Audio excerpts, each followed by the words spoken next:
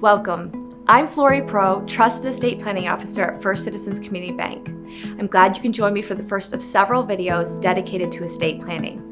Estate planning's for everyone. No matter your age or wealth, you can benefit from having an estate plan. In this video series, I'll provide a basic overview of estate planning, including how to establish an estate plan, the 3 most important documents you'll need, and then we'll discuss one of those documents, your will, in more detail.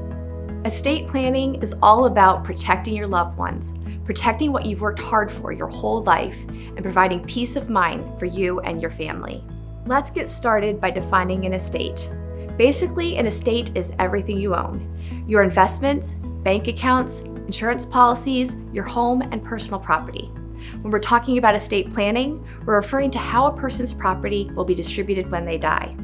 An estate plan can help reduce administrative costs and tax liabilities, but most importantly, it ensures your property is distributed in accordance with your personal wishes. If you don't make these decisions and designations while you're alive and able, state law and probate courts will make them for you after you're gone, and the results may not reflect your desires or suit your family's needs.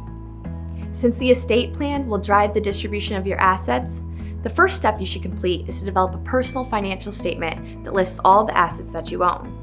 This can be as basic as grabbing a notepad and making a list, or it can also be more formal, something you prepare with your financial advisor or other trusted banker. First Citizens can assist you with the development of your personal financial statement.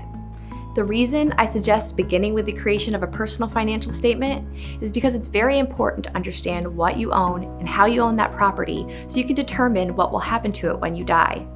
Without an estate plan in place, the distribution of your assets is decided at least in part based on how you own that property. I like to break property down into 3 basic categories: individually owned assets, jointly owned assets, and other non-probate assets.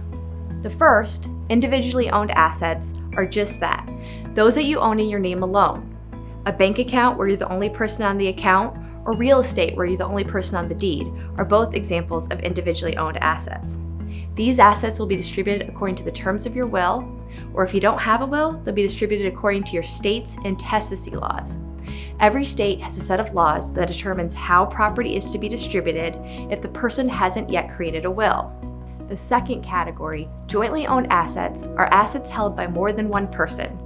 For example, if you and a child both have your names on a bank account, the funds of that account are a jointly owned asset. So when you pass, the property goes to the surviving joint owner, regardless of what your will states. If there is the right of survivorship, that property is going to pass to the joint owner.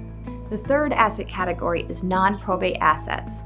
When an asset is distributed outside the terms of your will, that's called non-probate. For example, life insurance, annuities, 401ks, and IRAs where you've named a beneficiary are non-probate assets. These assets will be distributed according to your beneficiary designation. When you open one of these accounts, or a life insurance policy for example, you should be giving a beneficiary designation form to list who you want to inherit the property when you die. So when you're creating an estate plan, it is very important that you look at these assets and be sure your beneficiary designations match how you want your property to be distributed when you die. Once you have a list of the assets you own and you've determined how you own that property, you're ready to move on to the second step in the creation of your estate plan. In the next video in our series, I'll review step 2, the 3 important estate planning documents. The bottom line: if you want your assets and your loved ones protected when you're unable to do so, you need an estate plan. Without one, your family could face unnecessary tax burdens, the courts could designate how your assets are divided, and a number of other undesirable outcomes.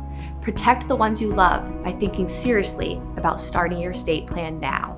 If you have any questions on what you've learned in this video, or would like assistance in building your personal financial statement, please reach out to me. I'd be glad to help.